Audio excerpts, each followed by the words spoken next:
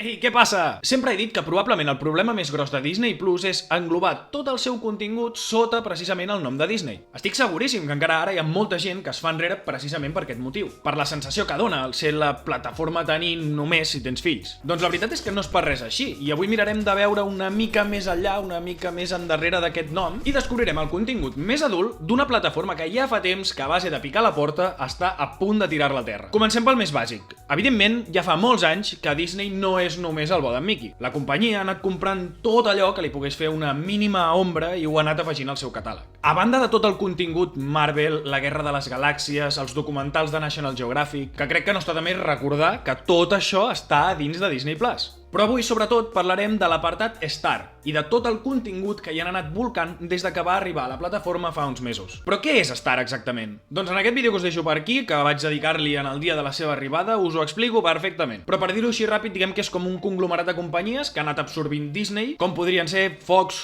Hulu, ABC, per tal d'aconseguir contingut una miqueta més adult i poder-lo oferir a la seva plataforma. Pol, vols anar al gra, tio? Vale, sí.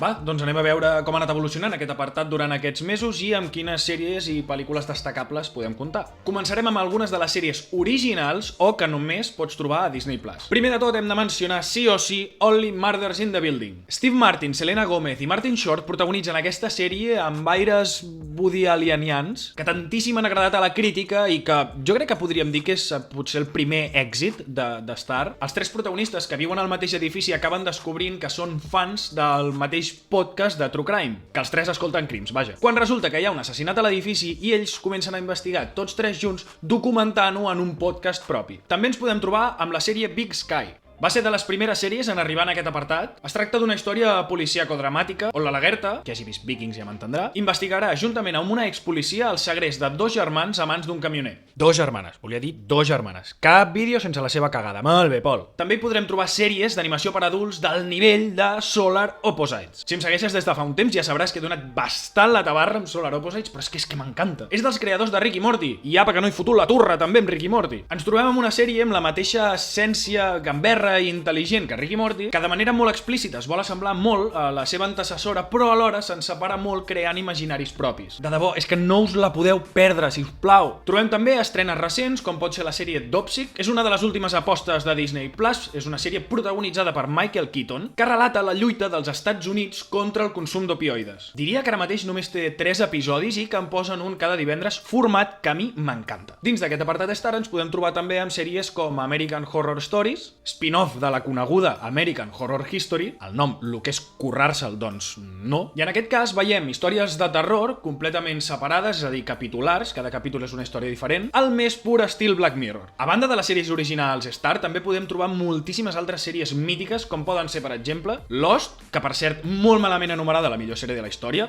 oi, Walt?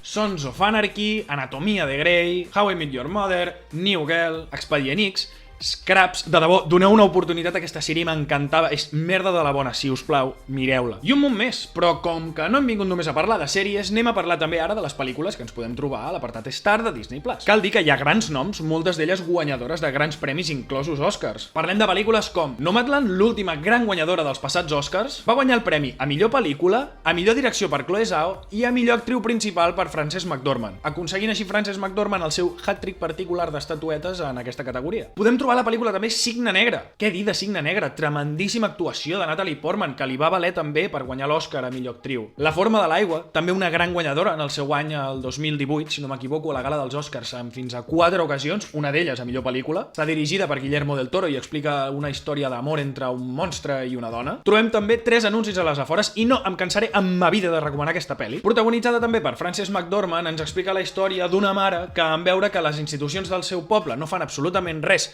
per descobrir el culpable i la veritat darrere de la violació i posterior assassinat de la seva filla, es pren, diguem-ne, la justícia per la seva mà. I trobem també, per exemple, Gran Hotel Budapest, visualment espectacular, bueno, com tot el que fa el col·lega Wes Anderson, amb un elenc espectacular d'actors, com poden ser, em disculpo abans de començar a llegir de la meva pronunciació, Tilda Swinton, Adrien Brody, Bill Murray, William Dafoe, Saoirse Ronan, Edward Norton, Jude Law... Però és que pots trobar també les sagues senceres de pel·lis mitiquíssimes com poden ser Alien, Predator, Rec, La jungla de cristal, El planeta dels simis i alguna que altra més que segurament se m'escapa. I mil altres, jo què sé, a veure, fent una mica de scroll, La vida de Pi, Jennifer's Body...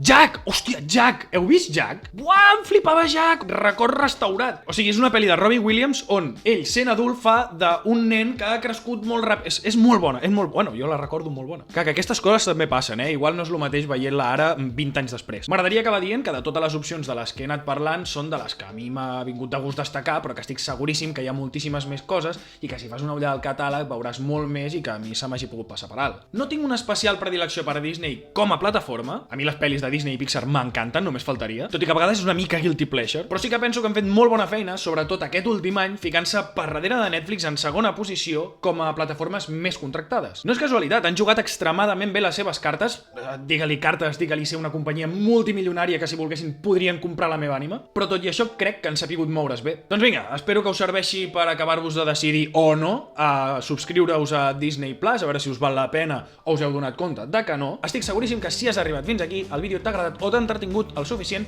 com per deixar-te un bon like, que és completament gratuït, ja ho saps. I si ja vols donar tot el suport agut i per haver el contingut en català a YouTube, subscriu-te al canal. Ara us sortiran per aquí uns vídeos que estic seguríssim que us interessaran moltíssim. Mira, just aquest que t'acaba de sortir, clica'l, ja veuràs el que t'explico. Buah, ja veuràs. Vinga, ciao!